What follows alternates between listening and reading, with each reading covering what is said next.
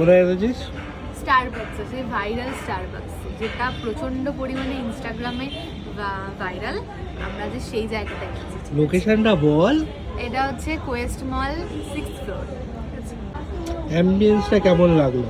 সুন্দর এই স্টারবাকসটা, অনেকটা বড় প্লেস, এটা একটু অন্যরকম, বেশ রুফটপ টাইপ আছে, ইনডোর আউটডোর দুটো আছে।